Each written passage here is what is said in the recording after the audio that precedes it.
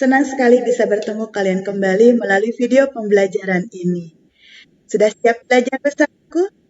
Oke, sebelumnya mari kita berdoa terlebih dahulu ya, agar apa yang kita pelajari hari ini dapat bermanfaat untuk kita semua. Oke, berdoa dimulai.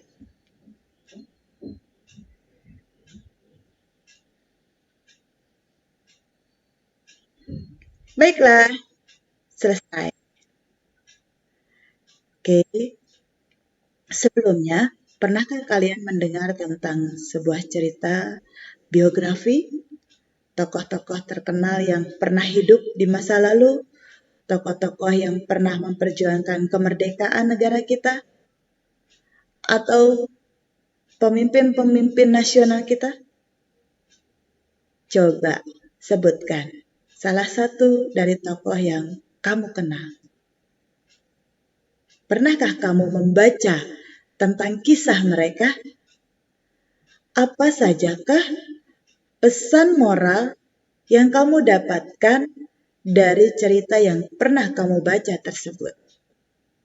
Kalau kamu belum paham, mari kita belajar melalui video ini.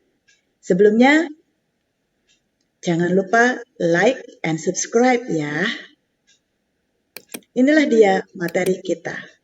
Untuk SMA, SMK Sederajat, kelas 11 Bahasa Inggris Lintas Minat mengenai biografi teks.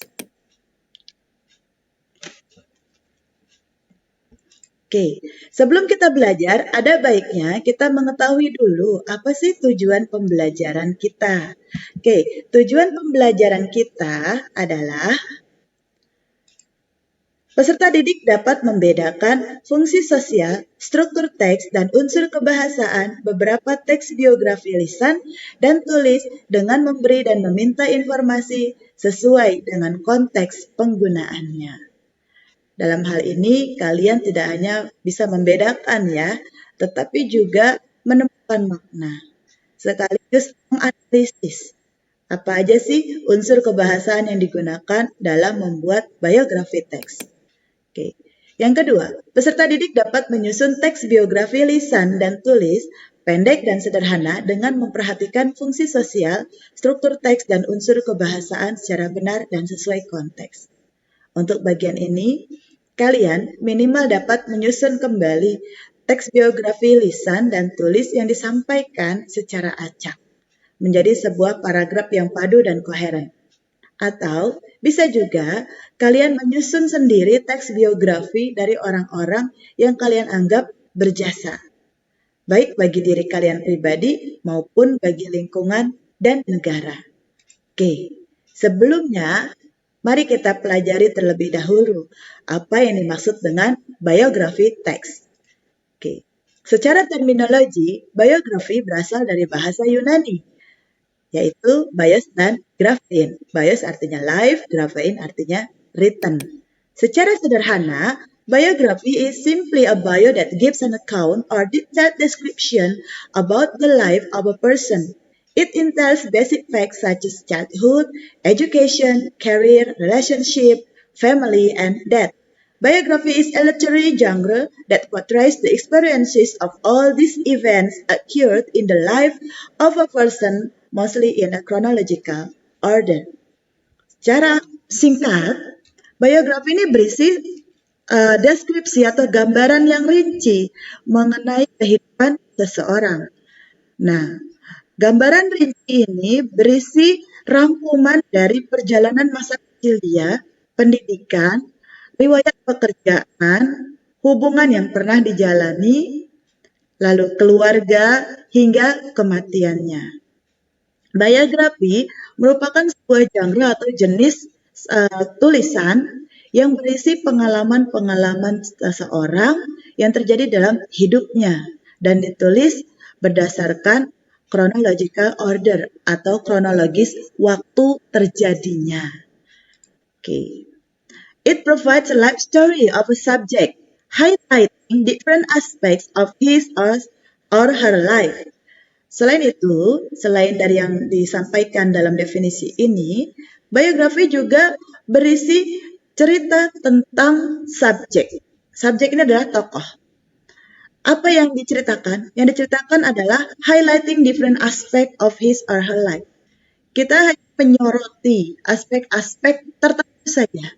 Misalnya, kalian sudah tahu mengenai Bung Karno. Bung Karno adalah seorang proklamator kemerdekaan. Nah, apa yang kalian sudah ketahui dari Bung Karno? Nah, itu sudah umum ditulis. Nah, ada juga orang penulis yang menceritakan aspek yang lain dari Bung Karno yang belum dikenal atau diketahui oleh masyarakat. Nah, aspek itulah yang diangkat dalam sebuah tulisan. Nah, tulisan tersebut merupakan biografi. Ada 3 jenis biografi. Yang pertama, autobiografi, kedua, biografi, dan yang terakhir, memoir. Kita bahas yuk satu persatu. Oke, autobiografi. Autobiografi tells the story of a person's life. Dia menceritakan kisah kehidupan seorang who write it himself or herself. Dan dia menulisnya sendiri. Mengapa demikian? Kita ingat lagi, autobiografi berasal dari kata auto dan biografi. Auto mean otomatis. Artinya langsung, sendiri. Berarti penulisnya sendirilah yang menceritakan tentang diri dia. Sejak kapan? Sejak dia lahir, lalu dia menjalani masa pendidikan, kehidupan yang sudah dia jalani, hingga saat dia menuliskan cerita tersebut. Nah, sometimes he or she may take guidance from a ghostwriter or collaborator. Karena dia kebanyakan penulis autobiografi bukanlah penulis yang memang sudah ahli di bidangnya, bukan orang yang memang terbiasa menulis, maka dia membutuhkan bimbingan. Ya, ini terkadang ya, tidak semuanya memang. Membutuhkan bimbingan dari ghostwriter yang berprofesi sebagai penulis. Hanya tidak ingin namanya dikenal jadi ghostwriter disebutnya. Dan membutuhkan bantuan juga dari kolaborator. Bisa jadi naskah buku itu ditulis secara bersama-sama. Hanya ditampilkan di dalam cover bukunya satu orang, yaitu si tokoh tersebut.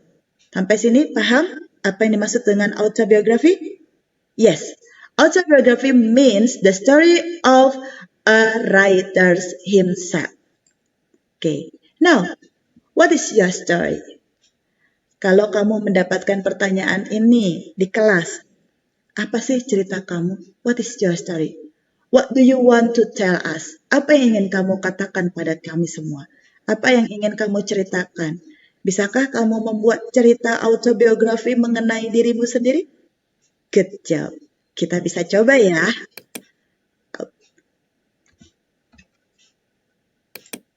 Okay, next, biography. Biography narrates the life story of a person written by another person or writer. Ini adalah kebalikan dari autobiografi. Artinya, dalam biografi ini berisi life story, cerita tentang kehidupan seseorang yang ditulis oleh orang lain atau penulis lain. Misalnya, Profesor Dr. Ing B.J. Habibie. Kebanyakan buku biografi mengenai beliau ditulis oleh orang lain. Pak Habibie diwawancarai, hasil wawancaranya baru dituangkan ke dalam chapter-chapter buku tersebut. Okay. It divided into 5 categories. Biografi sendiri memiliki 5 kategori. Nah, mungkin kamu belum tahu apa aja sih kategorinya. Ini dia. Pertama adalah popular biography, historical biography, literary biography, reference biography, dan fictional biography. Oke.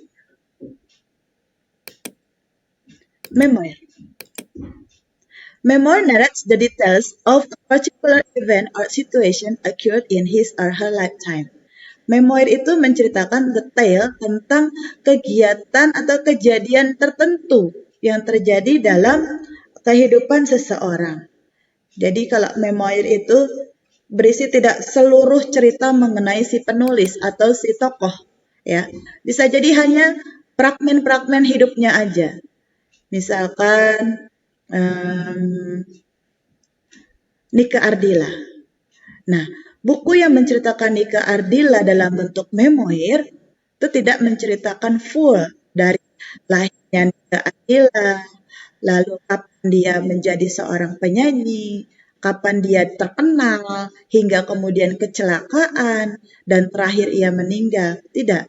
Tapi hanya particular event aja, yaitu misalnya ya, menjadi bintang remaja yang terkenal. Nike Ardila, penyanyi terkenal misalnya. Atau di balik kematiannya, itu juga bisa menjadi sebuah kisah memoir. Oke, ini adalah generic structure dari biografi. Generic structure artinya struktur teks yang dimiliki oleh biografi. Pertama, orientation, events, dan reorientation. Sebanyak atau sepanjang apapun biografi teks yang kamu temui, yang harus kamu baca dan kamu analisis bagian-bagiannya, secara umum terbagi menjadi 3 bagian ini. Orientation, events, dan reorientation. Orientation means it is the opening paragraph. Ini merupakan paragraf pembuka. Gives the readers the background information of the person. It gives. Dia memberikan pembaca informasi lengkap mengenai orang yang ditulisnya dalam biografi teks. Ya. Events. Events ini ditulis dalam chronological order. Jadi tidak bisa pakai alur maju mundur, melainkan pakai alur tidak bisa digabung. Kalau alur maju mundur berarti alurnya digabung antara maju dan mundur. Jadi harus mundur. Kenapa? Karena si tokoh tersebut diceritakan dari awal dia lahir. Berarti chronological order. Oke. Lalu bagian terakhir adalah reorientation. Ini adalah closing. Consists of a conclusion or comment of the writer. Tell about the achievement or the contribution of the person. Bagian reorientation ini merupakan kesimpulan atau komentar dari si penulis. Ya, mengenai apa? Mengenai prestasi atau mengenai kontribusi si tokoh. Social function. Mengapa sih kita harus mempelajari biografi teks? Nah, itulah dia. To inform by retelling past events and achievements in a person's life. Untuk menginformasikan atau menceritakan kembali apa yang terjadi dan prestasi apa yang telah diraih oleh orang tersebut. Semoga dengan kita mengetahui prestasi-prestasi orang tersebut, kita bisa meniru dan meneladaninya. Gitu. Yang kedua, to know a person's story about his or her life outside of any accomplishment this person may be known for. Bisa juga untuk mengetahui cerita tentang kehidupannya. Ya. Ada orang atau tokoh terkenal yang menutupi dirinya dari media massa. Nah, dari biografi yang ditulis mengenai orang tersebut, cerita-cerita di balik ketenarannya, misalnya kepopulerannya, prestasinya, masyarakat jadi tahu. Kenapa? Karena di sini to know. Gitu. To give much information easily and educate the readers. Untuk memberikan informasi yang lengkap, yang banyak dengan mudah, easily. Dan mendidik pembaca. Oke, fungsi dari bacaan adalah memberikan informasi, wawasan, dan pengetahuan. Maka, biografi teks pun memiliki social function sebagai alat untuk mengeducate the readers, alat untuk mendidik pembaca dengan memberikan kisah-kisah sukses, kisah-kisah pahit yang dialami oleh seseorang hingga ia menjadi sukses. Dengan begitu, penulis memberikan amanat yang harus ditemukan oleh pembaca melalui bahan yang ia tulis. Itu adalah social function dari biografi teks. Jadi, singkatnya, kalian tidak hanya sekedar membaca sebuah buku dari cover hingga penutup untuk killing your time misalnya. Tidak. Melainkan kalian membaca buku tersebut untuk mengetahui apa saja yang dilakukan oleh tokoh tersebut. Apa saja sih past events-nya, achievement-nya, lalu kira-kira hikmah apa yang bisa kalian peroleh dari bacaan biografi teks tersebut. Oke. Ini adalah characteristic of biography. Biography is not written by subject and always written in the third person. Ingat perbedaan antara biografi dan autobiografi. Untuk autobiografi ditulis oleh penulisnya langsung atau oleh si tokoh langsung dengan bantuan atau tanpa bantuan ghostwriter or collaborator. Sementara biography always written in the third person. Selalu ditulis oleh orang lain dengan menggunakan sudut pandang orang ketiga. Selain itu, based on research, berdasarkan penelitian. Ya iyalah, kalau orangnya sudah meninggal, mau gimana menginterviewnya? Otomatis, penulis itu melakukan penelitian terlebih dahulu. Dia harus mewawancari orang-orang yang pernah mengenal orang tersebut, juga membaca atau menemukan prestasi-prestasi orang tersebut yang tersebar bisa saja tidak hanya di Indonesia tapi juga di seluruh dunia. Bisa juga menemukan artefak-artefak atau prasasti-prasasti yang ditinggalkan misalnya. Itu. Maka dikatakanlah di sini bahwa biography written based on research. Oke, yang ketiga, describe the person's surroundings. Menggambarkan lingkungan orang tersebut. Where, when, and how the person live. Di mana, kapan, dan bagaimana orang tersebut hidup, tinggal. Misalnya cerita pembuangan pahlawan ke Banda Neira atau ke Digul. Nah, seperti apa Digul saat itu? Otomatis berbeda kan dengan keadaannya sekarang. Nah, itu diceritakan di sini. Terakhir, use a vivid language to narrate events. Gunakan bahasa yang vivid, bahasa yang jelas, singkat untuk menceritakan setiap event. Oke. Sampai sini paham ya apa beda biografi dengan autobiografi dan memoir. Oke. Next. Grammar and language feature. Untuk grammar yang digunakan dalam menulis biografi teks, kita membutuhkan simple past tense. Simple past tense berarti menggunakan kata kerja kedua, regular maupun irregular verbs. Selain itu kita menggunakan temporal sequence and temporal conjunction. Ada urutan waktu dan urutan konjungsi. And, but, seperti itu. When, while, before, after, something like that. Dan juga terakhir menggunakan use of action verb. Kata kerja yang berupa tindakan. Write berubah menjadi wrote. Menulis misalnya read menjadi read. Stand up menjadi stood, stood up, lalu ada cut misalnya. Pokoknya di sana berisi action verb, artinya kata kerja yang merupakan tindakan atau dilakukan oleh si tokoh. Oke, sampai sini semoga bisa dipahami ya. Bila tidak paham, silahkan tulis pertanyaan di kolom komentar. Oke, mari simak contoh dari biografi teks tersebut, kali kita coba menganalisis bagiannya ya. The example of biography text. Lalu Muhammad Johri. Sudah kenal siapa beliau? Oke, kalau belum, mari kita baca teksnya. Lalu Muhammad Johri was born on 1 July 2000. He is an Indonesian track and field sprinter.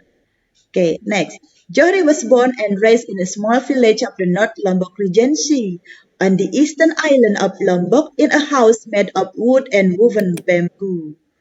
Johri competed for Indonesia at the 2018 IAAF World Cup World U20 Championship in the 100 meters. Johri was labeled as a national hero for his deeds. Okay, and then this is sumbernya. Look at, ada berapa paragraf? How many paragraphs here? 1, 2, 3, and 4. Masih ingat the generic structure-nya? Sepanjang apapun teksnya, sepanjang apapun paragrafnya, pasti bisa digolongkan menjadi 3 bagian utama. Oke, the first paragraph. Ini dia lalu Muhammad Johri. The first paragraph is orientation. Masih ingat definisinya orientation apa? Ya, kita memperkenalkan siapa si tokoh. Di mana dia lahir, di mana dia tinggal. Lalu events. Ini adalah paragraf kedua. Apa yang dia lakukan hingga dia patut ditulis? Ya, kemampuan dia menjadi seorang sprinter. Dia adalah manusia tercepat di dunia. The last paragraph berisi reorientation. Kesimpulan mengenai dirinya. Paham? Okay, now look at this. Inilah dia, the first paragraph or orientation. He was born on 1 July 2000. Kita memperkenalkan dia dulu. Di mana? Kapan dia lahir? Nah, seperti ini. Oke. Lalu events. Eventnya apa sih membuat dia lahir terkenal sekarang ini? Nah, ini event-eventsnya. Event yang pertama, dia lahirnya di mana? Ya. Lalu apa yang terjadi? Orang tuanya meninggal. Lalu apa lagi? Dia mulai lihat. Tuh. He could buy a pair of spikes for his meat. Ini adalah event yang keberapa? Coba dihitung. 1, 2, 3. Lalu ini yang keempat. He won the 100 meter. 4 ya. Oke. Lengkap lagi ke bawahnya. Johri competed for Indonesia. Ini yang ke-5. Dan seterusnya hingga ke bagian Southeast Asian Games. Ini merupakan event-event yang dilalui oleh Johri. Ini masuk ke dalam bagian events. Paragrafnya bisa jadi bukan di paragraf 2. Bisa jadi dia paragraf 3, paragraf 4. Yang jelas, selama itu bercerita tentang event, maka dia masuk ke dalam bagian events. Oke. Lalu inilah dia the last paragraph atau reorientation. Johri was labeled as a national hero for his deed. Ini adalah kesimpulannya mengapa dia patut ditulis kisahnya menjadi biografi agar orang-orang bisa mengenal siapa dia. Johri was labeled as a national hero for his deed. Indonesian President Joko Widodo ordered 2 cabinet ministers to arrange for his house to be renovated. Johri is part of a contingent of high-performing Indonesian athletes. Coached by Harry Mara, a program designed to make Indonesia a competitive player in the international athletics scene. Ini adalah kesimpulan. Oke, sampai sini semoga materi ini bisa dipahami dengan baik. Oke, untuk semua pertanyaan yang ingin ditanyakan, silahkan tulis di kolom komentar. Insya Allah akan dibalas one by one. Baiklah, terima kasih untuk kebersamaannya. Semoga video ini bermanfaat. Jangan lupa subscribe ya.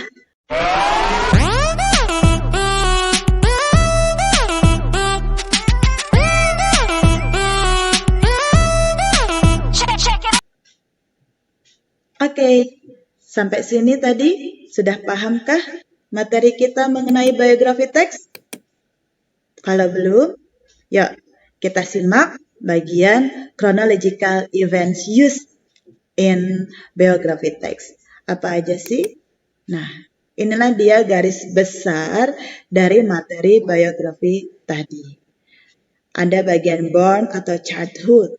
Di sini teks biografi berisi tentang peristiwa lahirnya si tokoh, masa kanak-kanak yang dilaluinya. Seperti apa? Tahun berapa?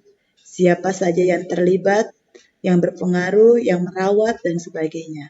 Lalu beranjak menjadi bagian teenager event, bagian tahap remaja. Apa yang dilakukan oleh si tokoh? Apa saja yang ia mulai coba sehingga dia bisa menjadi terkenal, yang membuat dia begitu berbeda dari pemuda-pemuda lainnya di tanah air. Dari bagian teenager ini beranjak lagi, eventnya menjadi adult, dewasa. Bagaimana dengan karirnya, pekerjaannya? Apa yang membuat dia begitu disorot? Dia begitu penting untuk dikenal, diketahui kisah hidupnya. Nah, sesudah itu baru ke kematiannya, death. Bagaimana kronologis kematiannya? Apakah dia sakit? Apakah dia mengalami kecelakaan? Dan sebagainya.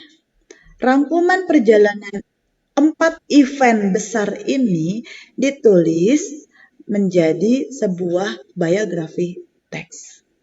Itulah yang menjadi nyawa atau inti dari tulisan biografi teks. Oke. Selain itu, untuk grammarnya yang digunakan dalam menulis biografi teks adalah past tense.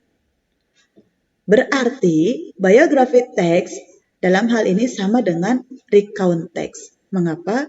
Karena pada teks jenis ini pun kita menggunakan past tense. Perbedaannya hanya pada tahap-tahap kejadian. Pada bagian biografi sudah dijelaskan tadi ya, bahwa 4 event ini ada. Minimal salah satunya, di mana kita meng-highlight event yang perlu ditekankan untuk diketahui pembaca. Oke, sementara di bagian recount text, kita hanya menceritakan kejadian masa lampau. Tentang sejarah misalnya, tentang pengalaman kita sendiri yang tidak bisa kita lupakan misalnya, dan lain sebagainya. Oke, baiklah, terima kasih banyak atas semua partisipasi dan perhatian kalian semua. Semoga Allah melindungi kita semua dan kita dapat kembali bersua di kelas kita. Sampai jumpa.